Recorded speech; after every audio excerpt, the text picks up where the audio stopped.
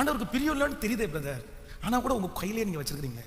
ஆண்டவர் எத்தனை டைம் சொல்லிட்டாரு, வேணாடா இதை நீங்க பண்ணும் போதெல்லாம் நான் ரொம்ப வருத்தப்படுறேன், இதை செய்யும் போதெல்லாம் நான் உனக்கு ரொம்ப வருத்தப்படுறேன், எனக்கு பிடிக்கல, நீ இதை விட மாட்டியா, இதை தூக்கி போட மாட்டியா, நீ இப்படி பேசுறதை நிறுத்த மாட்டியா, நீ இதை செய்யறதை நிறுத்த மாட்டியான்னு எத்தனை டைம் ஆண்டவர் உங்கள்கிட்ட பேசிட்டே இருக்கிறாரு.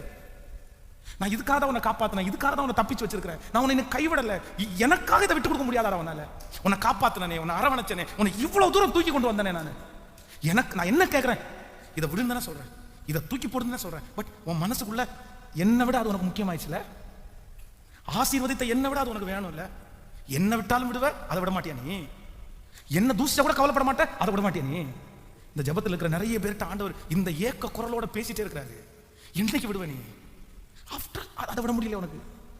நீ உண்மையான பாசம் வச்சு நீ நேசிச்சியே, நீ லவ் பண்ணிட்டு இருந்தியே, இல்லைன்னா நீ ஏதாவது ஒருத்தரை நேசிக்கும் போது அந்த நபருக்காக நீ எத்தனை விட்ட, நீ எத்தனை விட்ட. நான் சொல்றேன், இதே ஜபத்துல நீ தண்ணி அடிக்காம இருந்தப்பா, நீ சிகரெட் அடிக்காம இருந்தப்பா, யாருக்காக தெரியுமா, ஒரு பொண்ணுக்காக நீ அதை பண்ணாம இருந்த.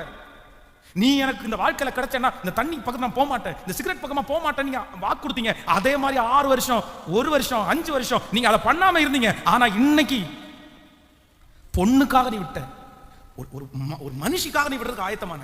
ஆனா உன்னை இவ்வளவு தூரம் வளர்த்த, இவ்வளவு தூரம் காப்பாத்தின ஆண்டவருக்காக ஒரு நாளாவது, ஆண்டவரே உமக்கு பிரியம் இல்ல, எவ்வளவு கஷ்டம் வந்தாலும் நான் விட்டுற ஆண்டவர், ஒரு நாள் முயற்சி எடுத்திருப்பீங்களா?